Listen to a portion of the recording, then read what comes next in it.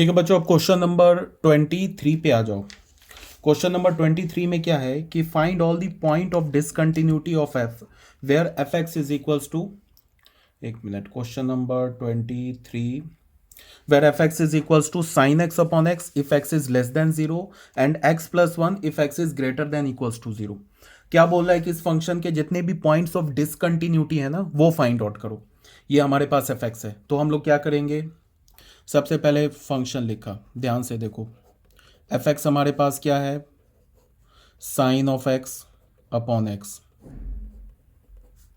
If x is less than 0, और उसके बाद क्या है x plus 1 if x is greater than equals to 0। ठीक है, तो सबसे पहले फंक्शन का डोमेन क्या है। डोमेन के लिए क्या देख लो, लेस देन 0 के लिए फंक्शन डिफाइंड है, ग्रेटर देन 0 के लिए फंक्शन डिफाइंड है, इक्वल्स टू 0 पे भी डिफाइंड है। तो डोमेन ऑफ द फंक्शन क्या हो गया, ऑल रियल नंबर। उसके बाद देखो यहाँ पे 0 है, तो लेस देन 0 के लिए क्या फंक्शन है, sine x upon x, sign x upon x. Greater then और इक्वल्स टू 0 के लिए क्या फंक्शन है, एक्स प्लस 1। ठीक है, तो अब यहां पे हमें कितने केसेस बनाने होंगे, यहां पे हमें 3 केसेस बनाने होंगे। पहला केस क्या, व्हेन हम बोलेंगे when c is less than 0, सी क्या हमारा लेस देन 0 है। फिर बोलेंगे when c is greater than 0 and when c is equals to 0। समझ में आ रही है बात को। हमने क्या बोला कि जब सी जो है हमारा 0 से छोटा है, तो ये हो गया हमारा फर्स्ट केस, ये बनाएंगे। When c is equals to 0, यहाँ पे 0 पे हम लोग सेकेंड केस बनाएंगे, और सी इज ग्रेटर देन 0 उस पर हम लोग क्या बनाएंगे, थर्ड केस।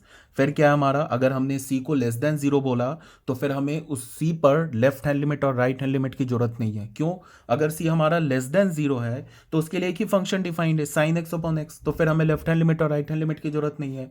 अगर सी हमारा ग्रेटर देन 0 है तो उसके लिए अगेन एक फंक्शन डिफाइंड एक्स प्लस 1, तो अगेन हमें क्या करना है, लेफ्ट हैंड लिमिट और राइट हैंड लिमिट की जरूरत नहीं है। बट अगर हमने सी को 0 के इक्वल बोल दिया तो 0 से लेफ्ट के लिए तो sine x upon x defined है, और 0 से ग्रेटर के लिए क्या डिफाइंड है, एक्स प्लस 1 डिफाइंड है। इसका मतलब क्या है कि जब हम 0 से लेफ्ट हैंड लिमिट लेंगे ना तो उसके लिए sign x upon x function use करेंगे, और 0 पे जब हम राइट हैंड लिमिट लेंगे तो फिर हम लोग क्या फंक्शन यूज करेंगे, एक्स प्लस 1। तो इसका मतलब 0 पे लेफ्ट के लिए अलग फंक्शन है, 0 पे राइट के लिए अलग फंक्शन है। तो फिर हम लोग क्या करेंगे, 0 पर एक थर्ड केस, सेकेंड केस बना लेंगे। तो 3 केस लेना होगा हमें। डोमेन ऑफ द फंक्शन के ऑल रियल नंबर, तो देखते चलो, केस 1 ले लिया हमने। केस 1 में हमने क्या बोला, when c is less than 0 and obvious सी बात है c बिलोंग्स टू r। तो इस केस में क्या होगा, इस केस में हम लोग c को अगर हमने लेस देन 0 बोला तो लेफ्ट हैंड लिमिट और राइट हैंड लिमिट की जरूरत है नहीं, fx। तो इसको क्या लेंगे, limit x is tending towards c, fx क्या हमारे पास साइन x अपॉन x। ठीक है, अच्छा उससे भी पहले ये स्टैंडर्ड लिमिट है, limit x is tending towards 0,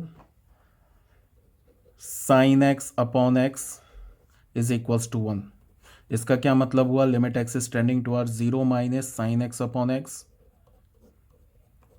is equals to limit x is tending towards 0 plus sine x upon x is equals to 1। ये जो है ना लिमिट चैप्टर का तुमने 11th में पढ़ा है, तो ये स्टैंडर्ड लिमिट है। ये जो लिखा है ना ये स्टैंडर्ड लिमिट है। साइन एक्स अपॉन एक्स का limit when x is tending towards 0 1 के इक्वल होता है। तो अगर 0 पर इसका लिमिट 1 के इक्वल है तो 0 पर लेफ्ट हैंड लिमिट भी 1 होगा, 0 पे राइट हैंड लिमिट भी 1 होगा। एक्चुअली इसको ना हम सेकेंड केस में यूज करेंगे। अभी तो क्या है, c हमारा लेस देन 0 है, तो साइन एक्स अपॉन एक्स का लिमिटिंग वैल्यू क्या हो जाएगा, sine c upon c। Simple सा है, लिमिट डाल देंगे। ठीक है, यहाँ पे देखो c को लेस देन 0 बोला है, c को इक्वल्स टू 0 नहीं बोला है, यहाँ पे c लेस देन 0, तो इसका लिमिटिंग वैल्यू क्या होगा, साइन c अपॉन c। और सीधे उसके बाद ये साइन c अपॉन c क्या हो जाएगा, फंक्शनल वैल्यू भी। तो हमें क्या पता चला, limit x is tending towards c f x is equals to f of c। ठीक है, तो this implies that function is continuous at x is equals to c पर फंक्शन कंटिन्यूअस है। तो यहां से हमें क्या पता चला कि function is continuous for all x less than 0, because c हमारा क्या है, c हमारा लेस देन 0 है ना। फंक्शन जो है हमारा c जो हमारा लेस देन 0 है, तो फंक्शन को हमने c पे कंटिन्यूअस बोल दिया, तो और c हमारा क्या लेस देन 0, तो फंक्शन सारे x which is less than 0 के लिए क्या हो गया, कंटिन्यूअस हो गया। इसको हमने फर्स्ट इक्वेशन बोल दिया। ठीक है, ये तो हो गया हमारा फर्स्ट केस। अब बच्चों आ जाते हैं सेकेंड केस पे। 97 के बाद आते हैं 98 पर। सेकेंड केस में क्या लेंगे, when c is equals to 0। Case number two में बोला व्हेन c का वैल्यू हमने 0 ले लिया। तो जब c का वैल्यू 0 लिया तो अब यहाँ पे क्या करेंगे, हमें लेफ्ट हैंड लिमिट की जरूरत पड़ेगी, यहाँ पे राइट हैंड लिमिट की। क्यों? बिकॉज c से लेफ्ट में sign x upon x function defined है और c के राइट में, मतलब 0 के राइट में क्या है, x प्लस 1 फंक्शन डिफाइंड है। तो यहाँ पे हमें क्या करना होगा, c पर हमने लेफ्ट हैंड लिमिट लिया फंक्शन का, तो इसको हम क्या लिखेंगे, limit x is tending towards 0 minus ये क्या हो जाएगा, साइन एक्स अपॉन एक्स। ठीक है, अब बताओ, यहाँ पे भी मैंने लिखा था ना, ये वाला लिखा था, limit x is tending towards 0 minus sign x upon x का वैल्यू क्या होगा, 1। तो ये किसके इक्वल हो जाएगा, 1।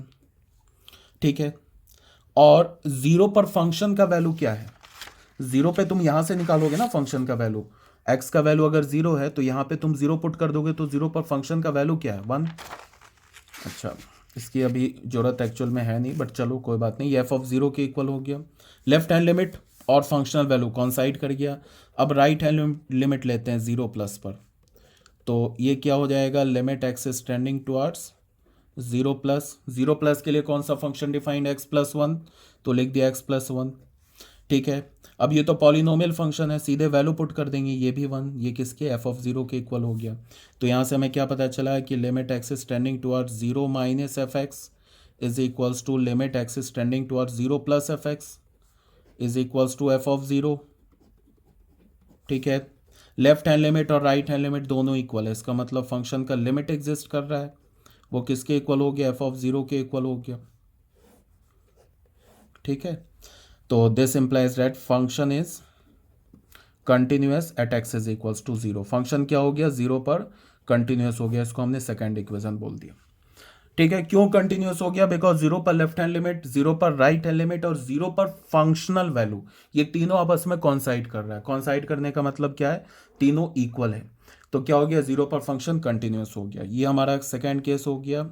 अब आते हैं केस 3 में, इसमें बोलते हैं when c is greater than 0। c हमारा क्या है, 0 से ग्रेटर है, तो फिर ग्रेटर देन 0 के लिए तो एक ही फंक्शन डिफाइंड है, x प्लस 1।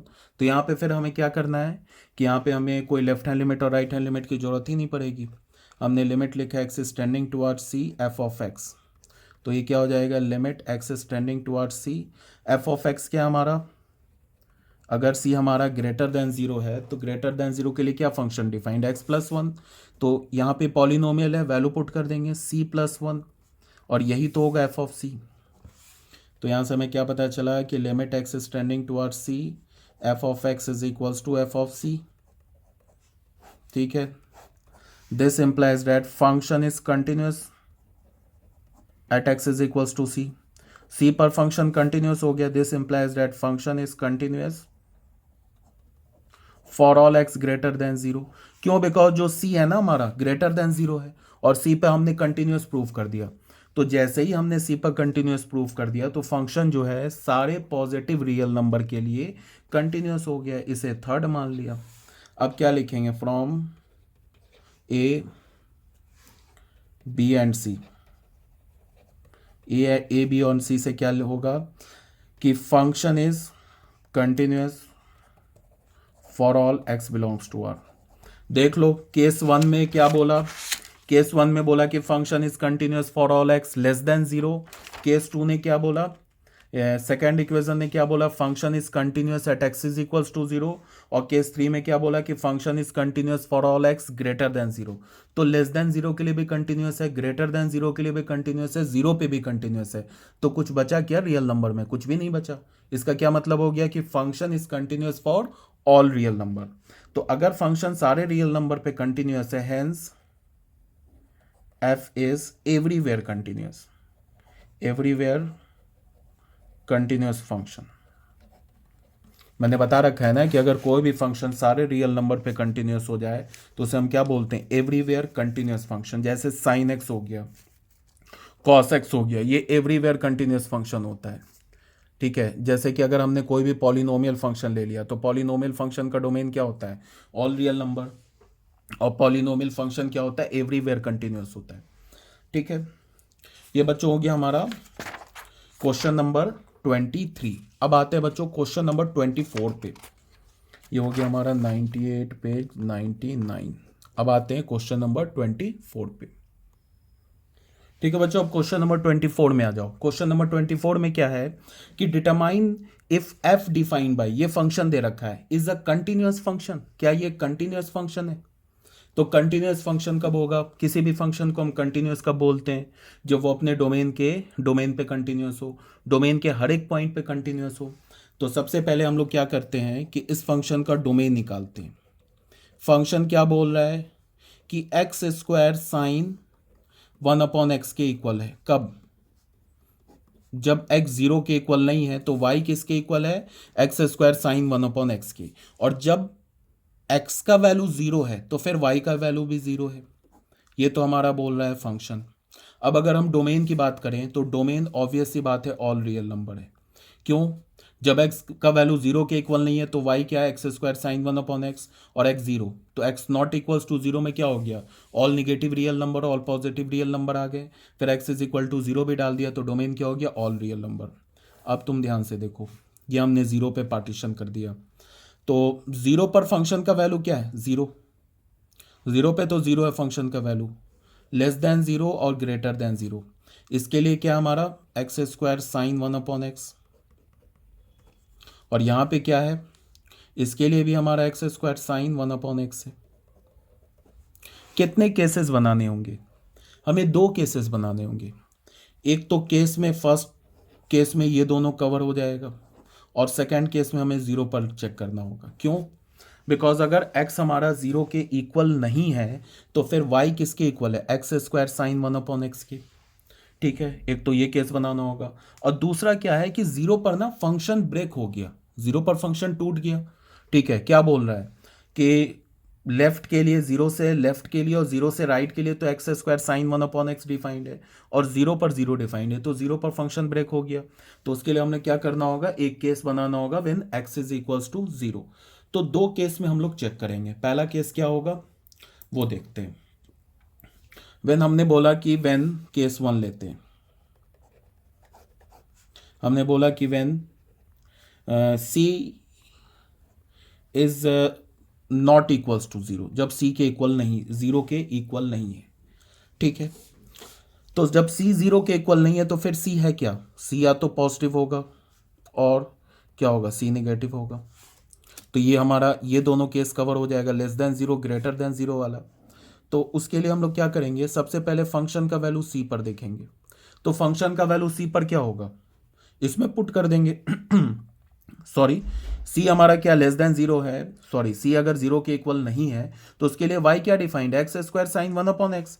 तो f ऑफ c क्या होगा? c स्क्वायर साइन 1/c, ये डिफाइंड होगा। मेरी बात समझ रहे हो ना? c square sine 1/c defined होगा। ठीक है, अब c पर हम लोग क्या करेंगे? लिमिटिंग वैल्यू देखेंगे। तो limit x is tending toward C. अब फिर मेरी बात को ध्यान से सुनो कि सी पर हमें लेफ्ट हैंड लिमिट और राइट हैंड लिमिट की जरूरत नहीं है। क्यों? बिकॉज तुम सी चाहे लेस देन 0 लो, चाहे तुम सी ग्रेटर देन 0 लो, दोनों के लिए एक ही function x square sine 1/x, एक ही फंक्शन है। इसका मतलब क्या हमें कि सी पर हमें लेफ्ट हैंड लिमिट और राइट हैंड लिमिट की जरूरत ही नहीं है। तो डायरेक्ट हम क्या करेंगे? X square sine 1/x। ठीक है, इसी को हम बोल सकते हैं क्या? इसको हम बोल सकते हैं limit x is tending toward c f of x. अब इसको देख लो, एक्चुअली ये पहले होगा, ये इसके बाद होगा।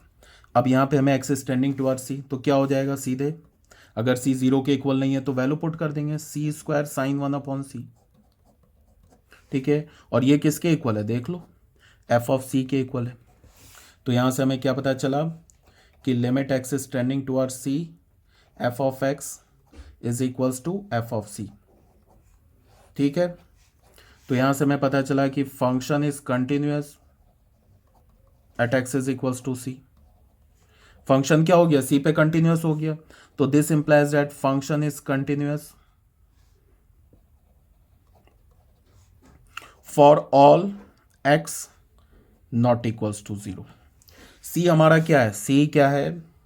नॉट इक्वल्स टू जीरो, इसका मतलब c greater than zero, less than zero, और फंक्शन को हमने क्या कर दिया, सी पर कंटिन्यूस प्रूफ कर दिया।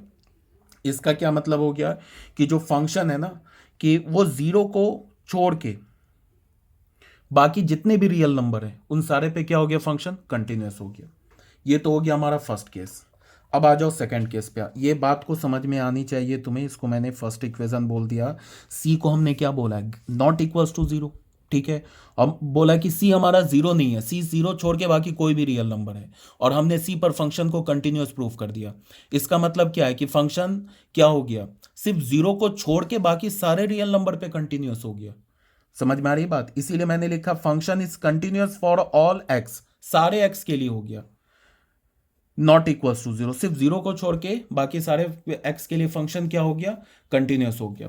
ठीक है, ये तो हो गया बच्चों हमारा फर्स्ट केस। अब आते हैं सेकंड केस। सेकंड केस पे हमें क्या करना होगा, जीरो पे कंटिन्यूटी चेक करना होगा। अगर फंक्शन जीरो पे कंटिन्यूस हो गया तो फिर क्या होगा, function is continuous for all real number.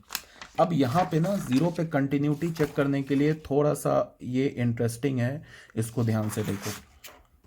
सबसे पहले क्या है बच्चों, इसको देखो। सबसे पहले अगर हम जीरो पर फंक्शन का ना लेफ्ट हैंड लिमिट निकालें, केस 2 लेते हैं, when c is equals to zero, जब हमने सी पर जीरो बोल दिया, ठीक है। तो यहां पे क्या है कि ये तुम्हें पता है ना कि अगर x जीरो को अप्रोच करे लेफ्ट हैंड साइड से, देन ये क्या इंप्लाई करेगा, 1/x किसे अप्रोच करेगा, माइनस इन्फिनिटी को। और अगर x जीरो को अप्रोच करे राइट हैंड साइड से तो 1/x किसे अप्रोच करेगा, प्लस इन्फिनिटी को। ये तो पता है, ठीक है। अब क्या है हमारे पास कि जो साइन, इसको देखो 1/x है ना, ये जो होगा ना, ये एक फ्लक्चुएटिंग फंक्शन है। मतलब क्या है कि अगर मैंने इसको बोला ना कि लिमिट एक्स टेंडिंग, सिर्फ साइन 1/x की बात कर रहा हूं, जीरो माइनस, इसका क्या मतलब है कि अगर मैं ना एक्स को जीरो माइनस की ओर अप्रोच करा रहा हूं, मतलब क्या है कि अगर मैंने एक्स को क्या ना, मतलब बहुत छोटा रियल नंबर रखा विच इज इक्वल, मतलब जो जीरो का अप्रोच कर रहा है लेफ्ट हैंड साइड से, तो ये जो साइन 1/x है ना, ये फ्लक्चुएट करने लगेगा -1 से 1 के बीच में। देखो ऐसा कर्व होता है, इसको ना थोड़ा ध्यान से देखो। साइन अपॉन एक्स का कर्व ऐसा होता है, ये कुछ ऐसे आएगा, ऐसे आएगा, ऐसे आएगा, ऐसे आएगा, और यहाँ पे ना इन्फानाइट टाइम्स ऐसे फ्लक्चुएट करेगा। मतलब यहाँ पे ऐसे ऐसे ये इन्फानाइट टाइम्स फ्लक्चुएट करेगा, फिर जीरो पे गायब हो जाएगा, फिर जैसे ही जीरो से बाहर निकलेगा फिर ये कर्व फ्लक्चुएट करने लगेगा, और ऐसे करके ये कर्व हो जाएगा, जीरो पे गायब हो जाएगा। मतलब क्या मैं बोल रहा हूँ कि हमारा ये किसका कर्व है, साइन 1/x का। इस पॉइंट को हमने क्या बोला, इस पॉइंट को हमने बोला 0,1, और इस पॉइंट को अगर हम लोग आएंगे तो ये पॉइंट हमारा क्या हो जाएगा, 0,-1। ये जो कर्व है साइन 1/x का कर्व है। एक बार फिर से ध्यान से देखो कैसा कर्व होगा। पहले साइन एक्स के कर्व को देख लो क्या है।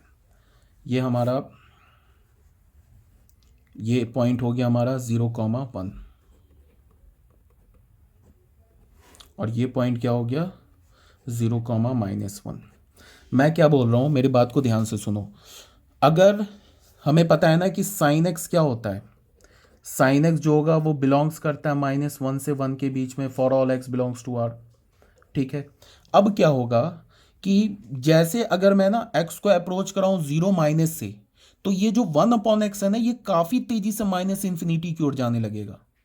तो अगर ये 1/x माइनस इन्फिनिटी की ओर जाने लगेगा तो काफ़ी तेज़ी से, मतलब x को थोड़ा सा हम क्लोज लाएंगे ना जीरो की ओर from the left hand side, तो 1/x जो होगा काफ़ी तेज़ी से माइनस इन्फिनिटी की ओर जाएगा। तो साइन 1/x जो होगा ना, वो ग्राफ फ्लक्चुएट करने लगेगा। मतलब जीरो पे तो डिफाइंड ही नहीं होगा, एक्स का वैल्यू जीरो लेंगे तो यहाँ पे तो हमारा डिफाइंड ही नहीं होगा। जीरो से पहले ये बहुत तेज़ी से ऐसे फ्लक्चुएट करने लगेगा। ऐसे ये कॉर्नर नहीं है, मतलब ऐसे ऐसे करके, मतलब ये तो काफ़ी मैंने दिखा दिया, थोड़ा सा गैप है, ये बिल्कुल गैप नहीं है। ये गैप होने का मतलब कितना कम गैप है कि तुम इसको देख नहीं पाओगे, ऐसा ये कर्व हो जाएगा ऐसे करके। और 0 पे नहीं है, फिर यहाँ से बाहर निकलेगा ऐसे करके, ऐसे होगा ये इससे ऐसे करके होगा कर्व।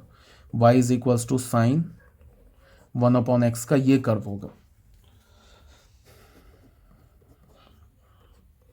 अब कोई बच्चा ये पूछेगा कि ये 0 है, 0 पे डिफाइन नहीं है, बिकॉज यहाँ 0 डालोगे तो 1/0 इज नॉट डिफाइंड। अब कोई बच्चा ये पूछेगा कि ये कर्व क्यों फ्लक्चुएट करने लगा, तो उसका ये रीज़न है ना कि जैसे साइन एक्स के कर्व को तुम देखो कि अगर मैं एक्स को ना 0 के लेफ्ट हैंड साइड से ले जाऊं तो 1/x माइनस इन्फिनिटी को काफ़ी तेज़ी से क्या करेगा, माइनस इन्फिनिटी की ओर जाएगा, काफ़ी तेज़ी से माइनस इन्फिनिटी की ओर जाएगा। तो उस पर साइन क्या होगा, कई बार +-1 वैल्यू ले लेगा, बिकॉज साइन फंक्शन तुम यहां पे आर्गुमेंट में कुछ भी डालो, साइन जो होगा वो तो -1 से 1 के बीच में होगा। तो अगर तुम साइन फंक्शन के आर्गुमेंट को काफी तेजी से माइनस इन्फिनिटी की ओर ले जाओगे तो उस पर जो साइन फंक्शन वैल्यू है ना बहुत तेजी से +-1 वैल्यू लेगा। मतलब क्या है कि साइन एक्स फंक्शन का ऐसा कर्व होता है ना, ऐसा कर्व होता है साइन एक्स फंक्शन का, y is equals to sine 1/x। तुम चाहे x का वैल्यू कुछ भी डालो, पॉजिटिव इन्फिनिटी तक डालो, चाहे यहाँ से तुम माइनस इन्फिनिटी तक डालो, साइन x का वैल्यू क्या होगा, मैक्सिमम इसका वैल्यू क्या होगा 1 और मिनिमम वैल्यू क्या होगा -1। बट अगर तुमने x को काफ़ी मतलब ये कर दिया, मतलब 0 की लेफ्ट साइड से ले गए तो 1/x क्या होगा, एकदम बढ़ेगा क्या, माइनस इन्फिनिटी की ओर जाएगा काफ़ी तेज़ी से। ठीक है, तो अगर x हम 1/x माइनस इन्फिनिटी को जा रहा है तो उस पर जो साइन है ना वो क्या होगा, कई बार +-1 मतलब +-1 वैल्यू लेने लगेगा। तो ग्राफ क्या होगा, 0 से लेफ्ट ऐसे फ्लक्चुएट करने लगेगा। फिर अगर तुम x को ना 0 की ओर ले जाओ from the right hand side तो फिर 1/x कहाँ जाएगा, पॉजिटिव इन्फिनिटी को। तो अगर 1/x पॉजिटिव इन्फिनिटी को गया तो फिर उस पर साइन फंक्शन जो है ना काफ़ी तेज़ी से +-1 अगेन वैल्यू लेने लगेगा। देख लो, अगर हम x को पॉजिटिव इन्फिनिटी ले जाएं, साइन का वैल्यू जा रहा है +1 -1 प्लस, लेकिन ये आराम आराम से जा रहा है। क्यों, बिकॉज x भी जो वैल्यू है ना ये आराम आराम से जा रहा है। थोड़ा सा यहाँ गए, ये π/2 पे 1 आ गया, पाई पे 0 आ गया, 3π/2 पे -1 आ गया। बट अगर मैं x को एक बार डालूँ 10,000, एक बार डालूँ फिर 10 करोड़, तो 10,000 से 10 करोड़ के बीच में तो साइन फंक्शन कई बार +-1 ले लेगा। तो मीन्स क्या होगा कि 0 से जैसे ही निकलेगा ना ग्राफ फ्लक्चुएट करने लगेगा। ये साइन 1/x का कर्व है। समझ में आ रही है बात। अब इसको सॉल्व करने के लिए कई सारे मेथड है, मैं कुछ बता दे रहा हूँ। c इज इक्वल्स टू 0 पे केस 2 हमारा चल रहा है, case 2 when c is equals to 0। ये पेज नंबर 101।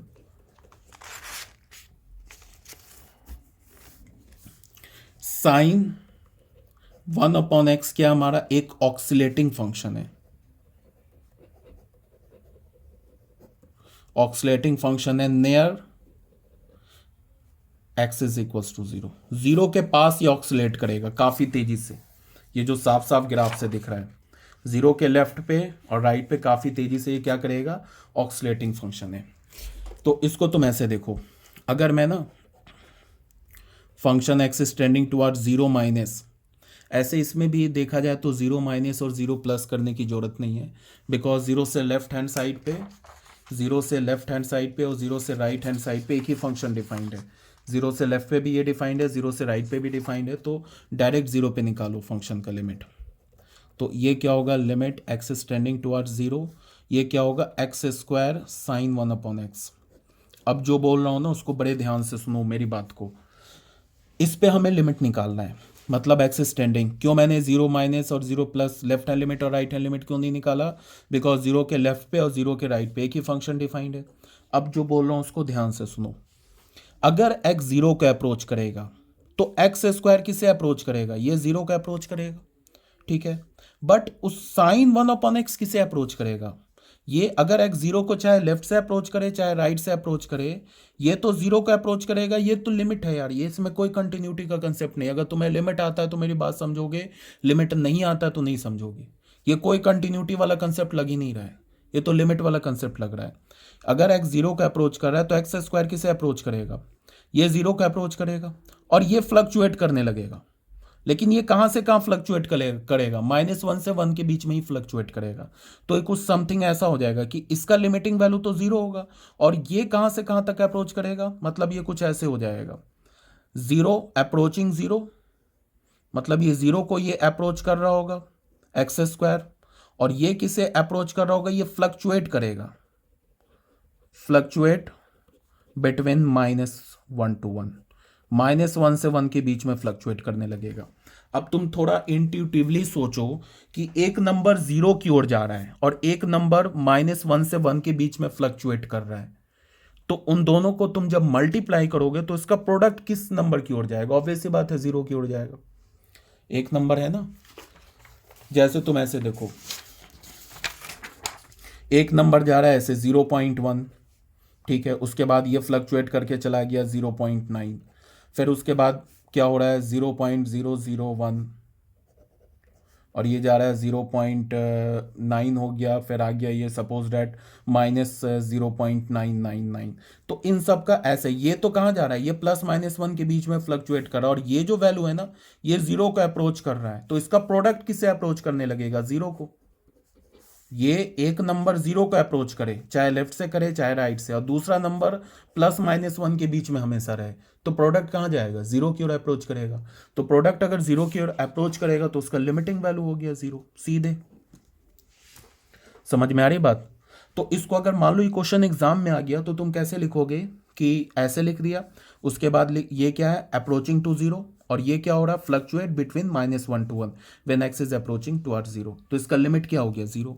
ऐसे भी लिख सकते हो, लेफ्ट हैंड लिमिट और राइट हैंड लिमिट निकालने की मैंने पहले बोल दिया जरूरत नहीं है, बट वो बहुत बच्चे निकालते हैं, तो इसको तुम ऐसे भी लिख सकते हो, 0 माइनस लेफ्ट हैंड के लिए भी क्या हमारा x² sin 1/x डिफाइंड है, ठीक है, ये क्या हो जाएगा हमारा, ये फिर अगर तुम x को 0 से की ओर अप्रोच कराओगे तो ये 0 को अप्रोच करेगा, ये अगेन फ्लक्चुएट करेगा, तो इसका लिमिटिंग वैल्यू 0, और limit x is tending towards 0 plus fx, तो ये भी वही चीज़ हो जाएगा, limit x is tending towards 0 plus, right hand limit के लिए भी सेम फंक्शन यूज़ करेंगे, तो ये भी 0 हो जाएगा।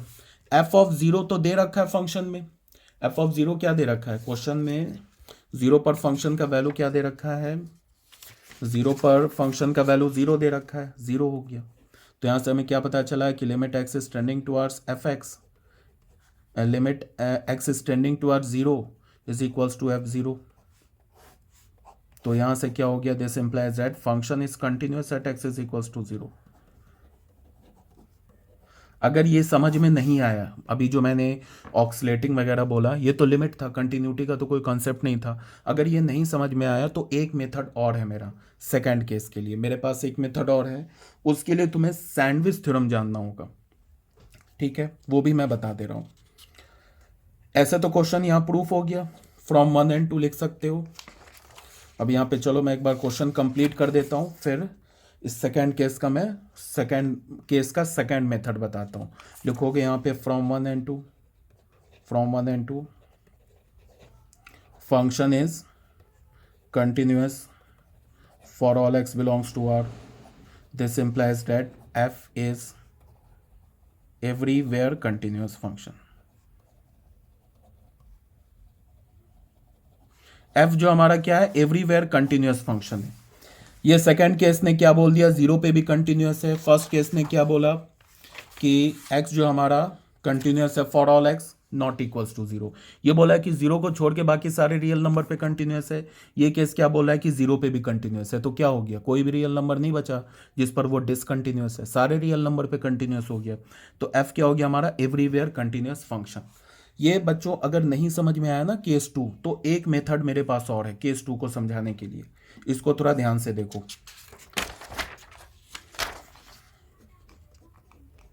उसके लिए सैंडविच थ्योरम देखो, सैंडविच थ्योरम क्या बोलता है, सैंडविच थ्योरम देखो, सैंडविच थ्योरम, सैंडविच थ्योरम एक बार ग्राफ से देख लो, समझ लो, उसके बाद मैं ना इसको समझाता हूँ। मान लो कि ये कोई हमारे पास फंक्शन है, एक दूसरा ऐसे फंक्शन है, एक तीसरा ऐसे फंक्शन है, इसको हमने फंक्शन बोल दिया g(x) बोल दिया, इसे फंक्शन बोल दिया f(x) बोल दिया, इसे हमने फंक्शन बोल दिया h(x). और ये जो पॉइंट है हमारा अल्फा। अब जो एफ एक्स फंक्शन है ना, इसको क्या हम लिख सकते हैं कि जो हमारा एफ एक्स फंक्शन है वो जी एक्स और एच एक्स फंक्शन के बीच में सैंडविच्ड है। देख लो, एफ एक्स जो फंक्शन है वो क्या है, जी एक्स और एच एक्स फंक्शन के बीच में सैंडविच्ड है, दबा हुआ है। एफ एक्स फंक्शन का वैल्यू मैक्सिमम क्या हो सकता है, जी एक्स फंक्शन के इक्वल हो सकता है या उससे बड़ा होगा, और एच एक्स फंक्शन के इक्वल हो सकता है या उससे छोटा होगा। मतलब एफ एक्स फंक्शन का जो वैल्यू है वो जी एक्स और एच एक्स के बीच में होगा या उसके इक्वल होगा। ठीक है, तो सैंडविच थ्योरम क्या बोलता है कि if limit x is tending towards alpha g x is equals to limit x is tending towards alpha h x, अगर किसी अल्फा पर जी एक्स फंक्शन का और एच एक्स फंक्शन का लिमिट इक्वल है, ठीक है, किसका, जी एक्स फंक्शन का और एच एक्स फंक्शन का, x is equals to alpha, alpha पर लिमिट इक्वल है, तो ये क्या इंप्लाई करेगा कि limit x is tending towards alpha of f x is equals to, मान लो इक्वल है किसके, बीटा के इक्वल है लिमिट, तो ये क्या इंप्लाई करेगा कि इसका भी लिमिट बीटा के इक्वल ही होगा। और ये बहुत ही कोई थ्योरम, मतलब कोई बहुत बड़ा थ्योरम नहीं है, सिंपल लॉजिक है, बता रहा हूँ। ये क्या बोल रहा है कि सबसे पहले बोला कि एफ एक्स जो है जी एक्स और एच एक्स के बीच में सैंडविच्ड है, पहली बात। फिर क्या बोल रहा है कि अगर जी एक्स फंक्शन का और एच एक्स फंक्शन का, जो एक्सट्रीम लेफ्ट में है एक्सट्रीम राइट में है, इन दोनों फंक्शन का अगर लिमिटिंग वैल्यू अल्फा पर मान लो बीटा आ गया, तो ये क्या होगा कि फिर एफ एक्स का भी जो लिमिटिंग वैल्यू होगा अल्फा पे बीटा ही होगा, ये बोल रहा है। अब देखो क्या है, कैसे, कि तुम ये देखो, मान लो कि तुमने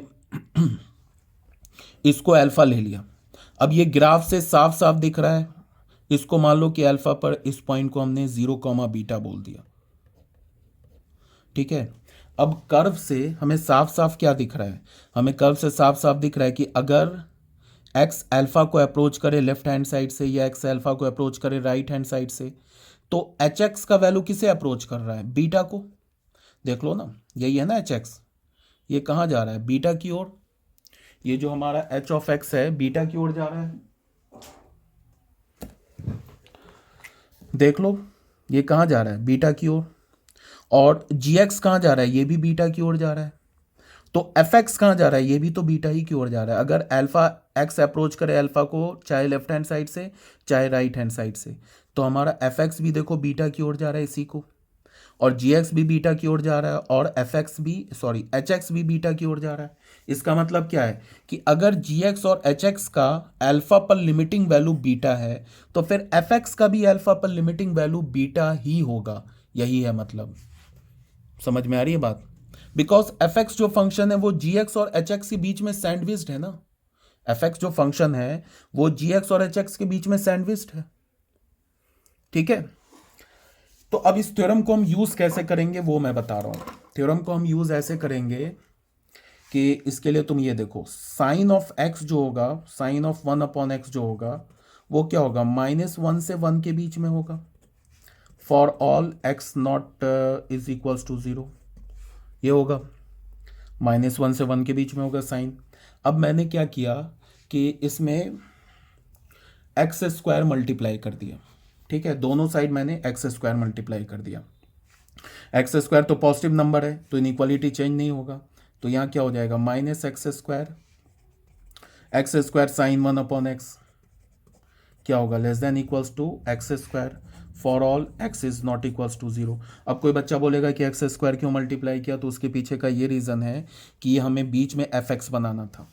ठीक है, अब इसको हमने क्या बोला, इसको तुम जी एक्स देखो, इसको तुम एच एक्स देखो, इसको तुम एफ एक्स देखो।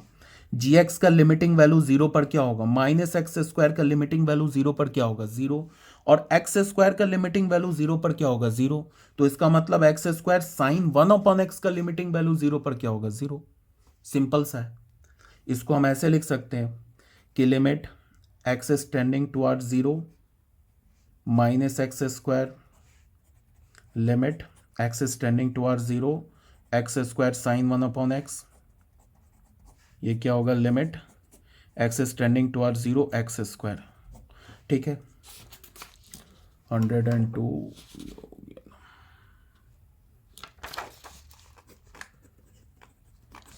इसका लिमिटिंग वैल्यू बच्चों क्या होगा? इसका लिमिटिंग वैल्यू क्या होगा? माइनस एक्स स्क्वायर का जीरो पर लिमिटिंग वैल्यू क्या होगा? जीरो। एक्स स्क्वायर का जीरो पर लिमिटिंग वैल्यू क्या होगा? जीरो। तो ये क्या हो गया? ये हो गया ना हमारा zero limit x is tending towards zero, x square sine one upon x is equals to zero. तो यहाँ से हमें क्या पता चला? Limit x is tending towards zero, x square sine one upon x is equals to zero. ये किसके equal हो गया? जीरो के इक्वल हो गया। ठीक है, और एफ ऑफ जीरो क्या है हमारा? एफ ऑफ जीरो भी जीरो है। ठीक है, तो हमें क्या पता चला कि limit x is tending towards zero, f of x is equals to f of zero. तो यहां से हमें क्या पता चला? Function is continuous at x is equals to zero. Function क्या हो गया? कंटिन्यूअस हो गया जीरो पर। तो ये था हमारा जो सेकेंड केस था, उसके सेकेंड केस का ऑल्टरनेट मेथड था। आई होप समझ में आया होगा। ठीक है, तो बच्चों हमने कितने क्वेश्चंस कर लिए? हमने क्वेश्चन नंबर, अभी इस वीडियो में क्वेश्चन नंबर 23 एंड 24 कंप्लीट कर लिया। ठीक है, अब नेक्स्ट वीडियो में हम लोग स्टार्ट करेंगे क्वेश्चन नंबर 25। ओके।